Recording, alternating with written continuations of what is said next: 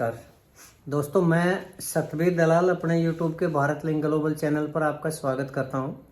दोस्तों, आदमी को जब अपना भविष्य अंधकार में दिखाई देता है ना, तो उसका मानसिक संतुलन है ना, वो थोड़ा खराब हो जाता है और उसकी सोचने समझने की शक्ति है ना, वो प्रभावित होती है। और उसको यही नहीं पता होता है कि वो क्या बोल रहा है, कैसे बोल रहा है, कब बोल रहा है, किन को बोल रहा है। अब इसके अंदर हम किसी एक आदमी की वो नहीं कर रहे, ये हर आदमी के साथ ऐसे ही होता है कि जब उसको ये दिखाई देता है कि अब भविष्य तेरे लिए ब्राइट नहीं है, तो वो उल जुलूल बातें करनी शुरू कर देता है। न तो वो ये देखता है कि वो कितना बड़ा आदमी है, कितना लोकप्रिय आदमी है, समाज में उसकी कितनी बड़ी प्रतिष्ठा है, लेकिन वो ऐसे ऐसे शब्दों का इस्तेमाल करता है कि आदमी सुनकर भी शर्मसार होता है। अब ऐसे में हम जब से हरियाणा के अंदर दोस्तों लोग इसके विधानसभा के चुनाव हुए और बीजेपी की सरकार जो बनी है, तब से जीतने के बाद भी पता नहीं क्यों बीजेपी के जो विधायक हैं या जो हारे हुए कैंडिडेट हैं, वो ऐसे ऐसे शब्दों का इस्तेमाल कर रहे हैं और अपने अधिकारियों को ऐसे ऐसे हड़का रहे हैं और इतना धमका रहे हैं कि जिसके सुन के भी हैरानी होती है कि जीतने के बावजूद भी ये लोग किस तरह अधिकारियों के बारे में बातें कर रहे हैं।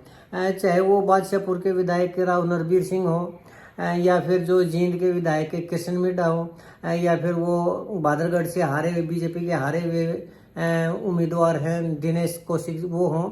इन्होंने अधिकारियों को लगभग हड़काते हुए और धमकाते हुए ये कहा है कि हम आपकी जो है वो नौकरी को ख़त्म कर देंगे, नौकरी को खा जाएंगे। बादशाहपुर के जो विधायक है राव नरबीर सिंह, उनका तो समझ में आता है कि भाई उनकी जो राइवलरी है वो राव इंद्रजीत के साथ है और वो अपनी ताकत दिखाने के लिए अधिकारियों पर अपनी पकड़ मजबूत करने के लिए उनको धमका रहे हैं। लेकिन जो बादरगढ़ के जो हारे हुए उम्मीदवार है दिनेश कौशिक, उन्होंने तो पुलिस को धमकाते हुए कहा कि अगर मेरे किसी भी कार्यकर्ता का अगर चालान कर दिया तो मेवात में ट्रांसफ़र कर दूंगा और ऐसी जगह ट्रांसफ़र कर दूंगा कि ढंग से नौकरी नहीं कर पाओगे। लेकिन ये तो छोटी मोटी बातें हैं दोस्तों, लेकिन मेरी जो चर्चा का विषय है वो है आज अनिल विज जी।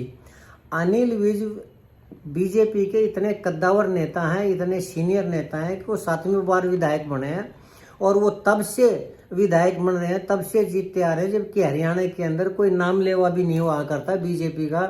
बीजेपी के एक भी विधायक नहीं हुआ करता, तब से वो जीतते आ रहे हैं, इतने लोकप्रिय व्यक्ति हैं। लेकिन अब की बार पता नहीं क्यों कि वो चीफ मिनिस्टर के दावेदार थे, लेकिन चीफ मिनिस्टर का तो दूर की बात है, बीजेपी हाईकमान ने उनको पोर्टफोलियो भी ऐसा दिया है कि जिससे लगभग आज तक जिसने भी मंत्रियों ने या विधायकों के पास वो पोर्टफोलियो रहा है वो असफल रहे हैं। जैसे बिजली का है, ट्रांसपोर्ट का है या इस तरह का है, लगभग वो सभी असफल रहे हैं। तो उनको भी ये दिखाई दे रहा है कि उनका जो कद है वो घटाया जा रहा है और सीएम की तो दूर की बात है, आने वाले टाइम में उन्हें लग रहा है कि उनका जो जीतना है वो भी मुश्किल है। और जीतने की बात तो अगर देखा जाए तो दोस्तों अब की बार भी बहुत मुश्किल था उनका जीतना। क्योंकि उन्होंने जिस उम्मीदवार को हराया है वो एक आज़ाद उम्मीदवार को हराया है और वो है चित्रा सरवारा जी। चित्रा सरवारा जी के पहले भी उनको फाइट दे चुकी थी और पिछली बार यानी 2019 में अनिल विज ने इन्हीं चित्रा सरवारा जी को 20,000 से ज़्यादा वोटों से हराया था। और अब की बार 2024 में जबकि कुमारी शैलजा ने भी भीतरघात किया था, भूपेंद्र हुड्डा का है वो भी ओवर कॉन्फिडेंस था और ऐसे ऐसे लोगों को टिकट दी गई जिनको पहले से ही पता था कि ये नहीं जीतेंगे। उसके बावजूद भी चित्रा सरवारा को वो सिर्फ 7,000 वोटों से ही हरा पाए हैं और उन्हें लग रहा है कि अगली बार जो है ना चित्रा सरवारा है वो उनको हरा देगी और बीजेपी के अंदर उनका जो कार्यकाल है वो समाप्त हो जाएगा। लेकिन इसी चीज़ को देखते हुए जो वो शब्दों का प्रयोग कर रहे हैं दोस्तों, वो इतना है कि वो लोकतंत्र के लिए है ना वो शर्मसार करने वाला है।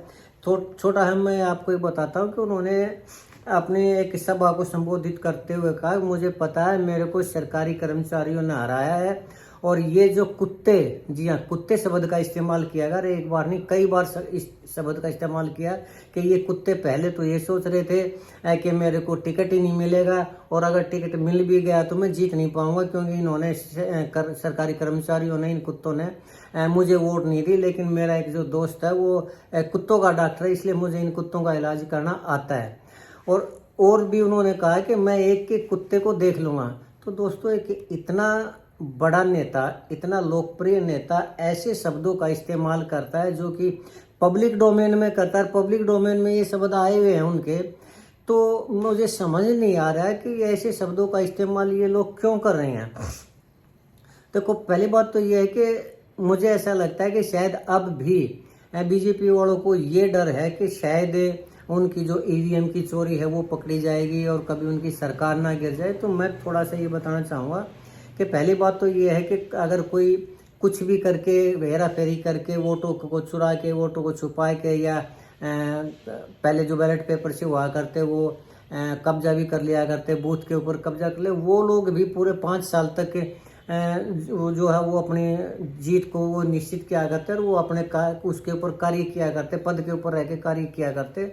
उस टाइम भी जबकि विपक्ष में भी अगर वो आ करते तब भी 5 साल से पहले अगर वो कोर्ट में भी जाया करते तो किसी भी तरह का कोई फैसला 5 साल से पहले नहीं आया करता। और जबकि आज तो सब कुछ जब बीजेपी की मुट्ठी के अंदर है, चाहे वो सीबीआई है, ईडी है, पुलिस है, एनआईए है, या और जो इन्वेस्टिगेटिंग एजेंसियां हैं वो हैं, इलेक्शन कमीशन है। अब मान लो वो ये सोचते हैं आके लोग कभी इसको इलेक्शन कमीशन के पास ले जाएं शिकायत को, तो इलेक्शन कमीशन के पास तो ले जा चुके हैं और इलेक्शन कमीशन ने एक बार बिल्कुल ये बोल दिया, जो उसके आयुक्त थे, मुख्य आयुक्त थे, कि इसमें इस तरह कोई भी हेरा फेरी वाली बात नहीं है, न बैटरी में कोई प्रॉब्लम ना और कुछ, और हैक तो किया ही नहीं जा सकता। जबकि जो दुनिया का सबसे बड़ा टेक्नोलॉजी का मास्टर है एलन मस्क, उसने 1 सेकंड में ये कह दिया कि ईवीएम को हैक किया जा सकता है। लेकिन जो चुनाव आयुक्त हैं उन्होंने इस देश की नौकरी करनी है, बीजेपी की नौकरी करनी है, प्रधानमंत्री की नौकरी करनी है, एलन मस्क की नौकरी थोड़ी करनी है। जो एलन मस्क की बात सुनेगा,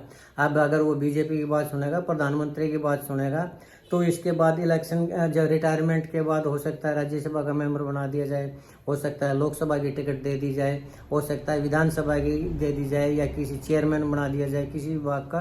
तो उन्होंने नौकरी यहाँ करनी है, एलन मस्क की थोड़ी करनी है। तो इसलिए ईवीएम के मामले में तो मुझे लगता है कि बीजेपी वालों को निश्चित हो जाना चाहिए। और ज़्यादा से ज़्यादा फिर लोग कहाँ जाएंगे, कोर्ट में जाएंगे। तो कोर्ट के भी आजकल आपको पता है ऐसे ऐसे वकील हमारे देश के अंदर जो एक राज्यसभा की सीट के लिए बड़े से बड़े रिश्वतखोर को या दूसरे लोगों को जमानत दिलवा देते हैं, जेल से बाहर निकाल देते हैं।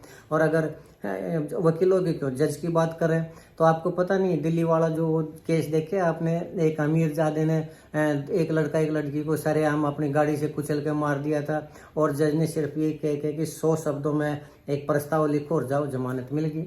और अगर ऐसे जजों को भी आप नहीं देखते, बड़े जजों को देखते, तो नुपुर शर्मा वाले जज का आपको ध्यान होगा। लेकिन अगर आप उसको भी छोड़, अगर सुप्रीम कोर्ट तक भी जाएं, तो आपको याद होगा कि जब सीजीआई के घर में प्रधानमंत्री दुर्गा पूजा करते हैं, लक्ष्मी पूजा करते हैं, तो इससे बड़ा और क्या हो सकता है। तो मुझे लगता है कि बीजेपी वालों को नहीं घबराना चाहिए।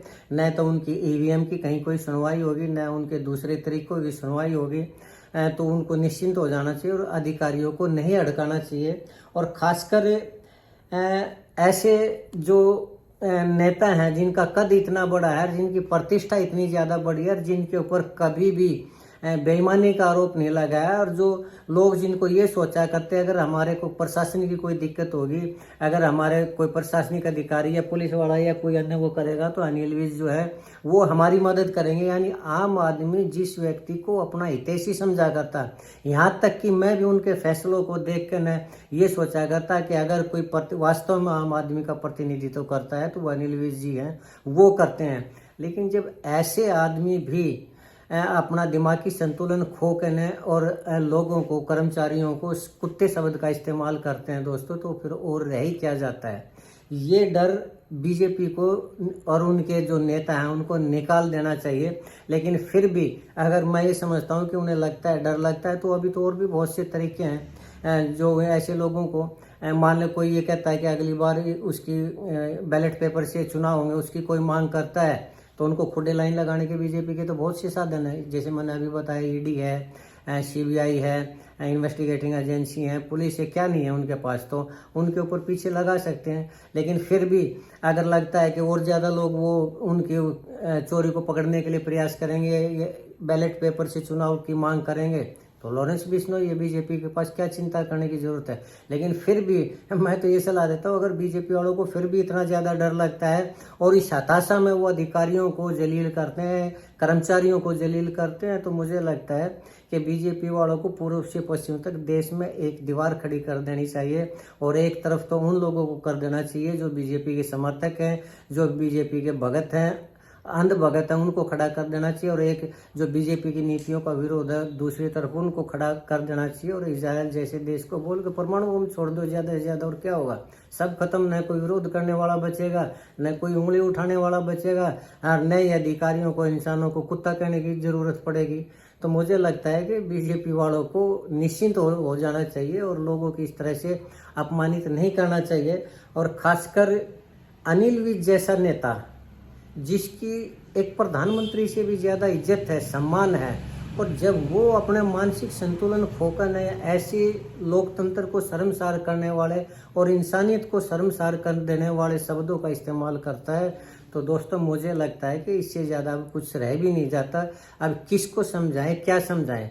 तो मुझे लगता है कि ऐसा नहीं करना चाहिए, अनिल विज जी को ऐसा नहीं करना चाहिए। लेकिन फिर भी अगर उनके दिमाग में कोई वो है तो मुझे लगता है कि उनके वो अपने दिमाग का थोड़ा इलाज करवा लेना चाहिए। लोकतंत्र में और शराफत में एक वरिष्ठ व्यक्ति को, एक लोकप्रिय नेता को और एक सम्मानित व्यक्ति को, आम आदमियों को कुत्ता कहने का अधिकार नहीं है और उनको कुत्ता नहीं कहना चाहिए। दोस्तों मैं सिर्फ इतना ही कहूँगा, इससे ज़्यादा और कहने के लिए क्या है। तो अनिल विज जैसी भी हम प्रार्थना करना चाहेंगे कि ऐसे शब्दों का इस्तेमाल ना करें। और जो बीजेपी के नेता हैं, जो पता नहीं किस डर के अंदर जो लोगों के साथ ऐसा व्यवहार करते हैं, अधिकारियों के साथ ऐसा व्यवहार करते हैं और सरेआम इस तरह के शब्दों का इस्तेमाल करते हैं कि अगर पुलिस ने हमारे किसी कार्यकर्ता का चालान काटा या फिर अधिकारी ने अपने पूर्व के अकाउंट के कारण अगर भ्रष्टाचार किया तो उनकी नौकरी खा जाएंगे और उनका ये कर देंगे। ये स्वस्थ लोकतंत्र की जो परंपरा है वो नहीं है दोस्तों।